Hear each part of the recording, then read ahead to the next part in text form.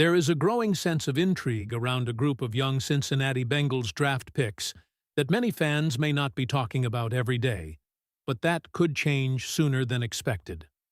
While most of the attention naturally falls on the biggest names on the roster, the early conversations coming out of off-season activities have quietly started shining a light on several late-round selections who appear determined to force their way into the picture. And, if the early evaluations are any indication, at least one of these players looks destined to become part of the Bengals' plans much sooner than many expected. Before we get into everything, make sure to like the video and subscribe to the channel. As the season gets closer, we'll continue following every important Bengals storyline, every roster battle, and every development that could impact this team moving forward. If you're passionate about Bengals football, this is the place to be. Now, let's get to what matters.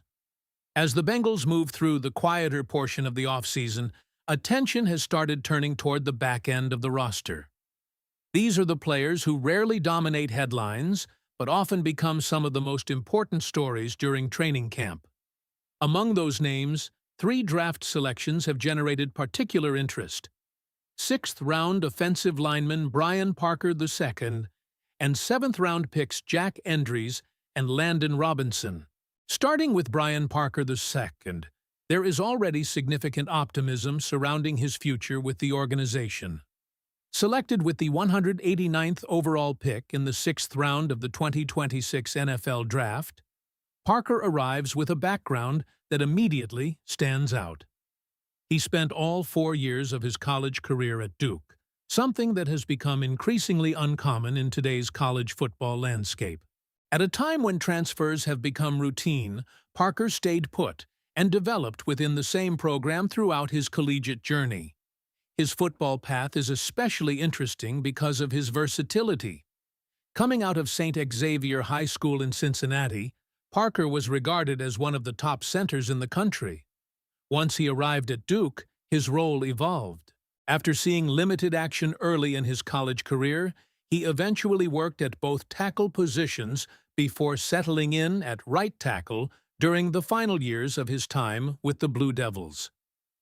Now that he has arrived in Cincinnati, another transition appears to be underway.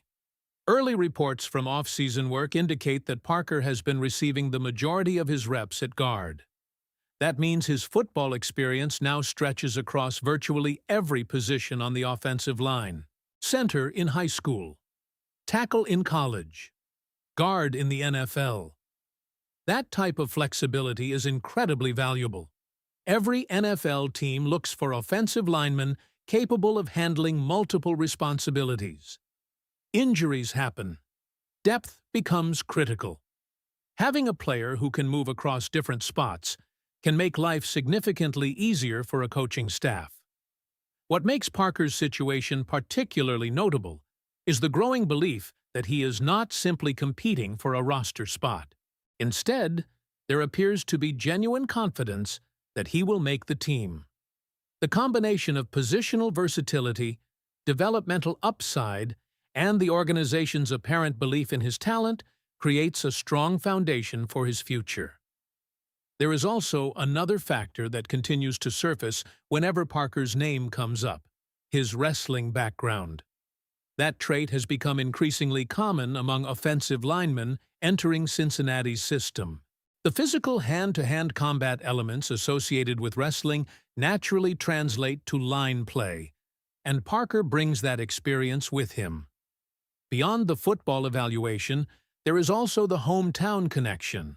Parker played high school football in Cincinnati, before eventually finding his way back home through the NFL Draft. That local connection is something the organization has clearly valued in recent years. Having players who understand the city, understand the fan base, and understand what it means to represent Cincinnati can contribute positively to the culture inside the building. The belief surrounding Parker is not based solely on sentiment, however. There is a strong feeling that Cincinnati may have found tremendous value where they selected him. Internally, there seems to be confidence that he could have been chosen earlier than the 6th round, making his availability at pick 189 particularly appealing. For a player with experience at multiple positions and a reputation for steady development, that could end up looking like a very smart selection. Moving on to the 7th round, few players arrive with a more fascinating journey than tight end Jack Endries. Endries entered college football as a walk-on at Cal. That alone makes his story remarkable. Even more impressive is the fact that he didn't simply join the program and wait years for an opportunity. He earned playing time as a true freshman. From there, he continued building momentum and eventually emerged as a productive player. His path then took another significant turn when he transferred to Texas. Throughout that journey, Endries found himself catching passes from some notable quarterbacks. At Cal, Fernando Mendoza was throwing him the football. At Texas, he played with Arch Manning. Now he arrives in Cincinnati, where he enters an environment featuring Joe Burrow. That progression alone tells a compelling story about the level of football he has been surrounded by. What may excite Bengals fans even more is the attitude he brings with him.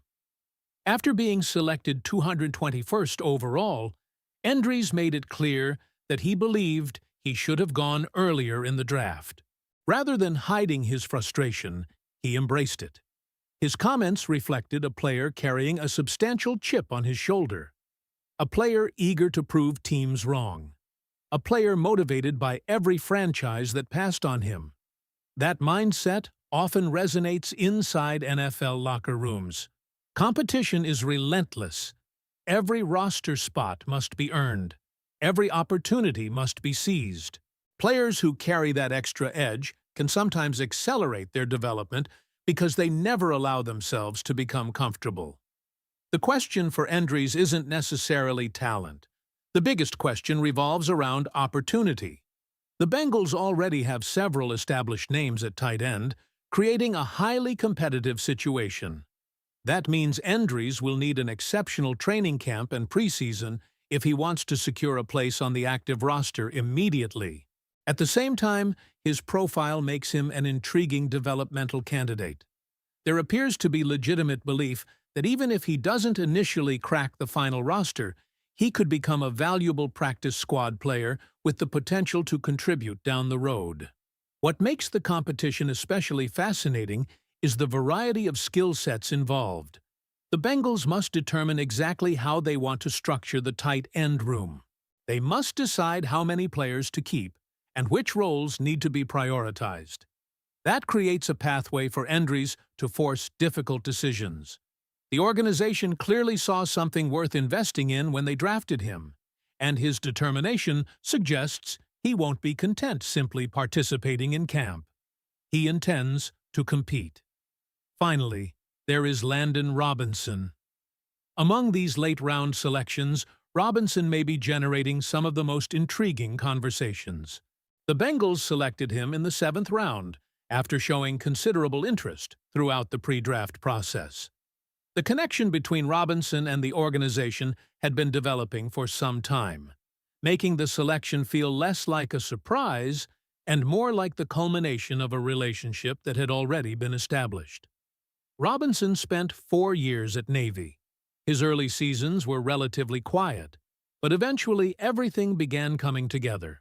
By the latter stages of his college career, he had emerged as a major contributor. His final season proved especially impressive as he earned Defensive Player of the Year honors in the American Athletic Conference.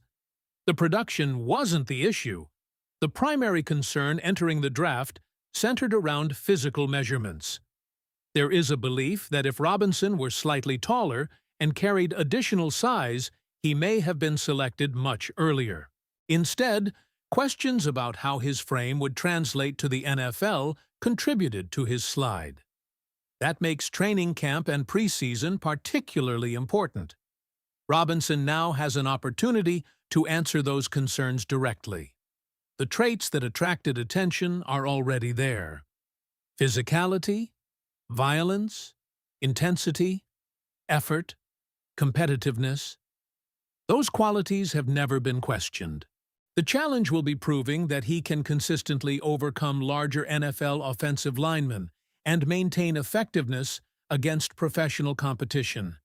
If he can do that, the Bengals may have uncovered another draft day bargain. Interestingly, there has already been positive discussion surrounding Robinson's early progress. While much remains to be determined once pads come on and live competition intensifies, the early buzz has been encouraging. That matters. Young players often need momentum. Positive impressions during off-season work can create additional opportunities during training camp. Additional opportunities can lead to preseason snaps. Preseason snaps can lead to roster spots. The path is there. Now Robinson must capitalize on it. What makes this entire story so interesting is that it highlights a reality many fans sometimes overlook. Championship-caliber rosters are not built exclusively through first-round picks. They are built through depth. They are built through development. They are built through finding contributors in unexpected places. Brian Parker II, Jack Endries, and Landon Robinson all enter camp carrying different expectations. Parker appears positioned strongly. Endries faces a crowded competition. Robinson arrives as one of the more intriguing developmental prospects on the roster. Yet all three have something in common. They have an opportunity. And as training camp approaches, these are exactly the kinds of players worth watching. Because every year, somewhere on the roster, a late-round pick surprises people. Every year, a player nobody is discussing in June becomes someone everybody is discussing by September. The Bengals believe enough in these young players to invest draft selections in them. Now comes the next stage of the process: training camp, preseason games, position battles, the moments that separate prospects from contributors. The early signs are encouraging, particularly for Parker. The attitude and determination surrounding Endries are impossible to ignore. And Robinson's combination of production and toughness makes him one of the most fascinating names to monitor throughout the summer. The spotlight may not be on them today, but if things continue trending in the right direction, that could change very quickly. What do you think, Bengals fans? Which of these late-round draft picks has the best chance to make the biggest impact for Cincinnati? Do you believe Brian Parker II becomes an important piece of the offensive line depth? Can Jack Endries fight his way onto the roster?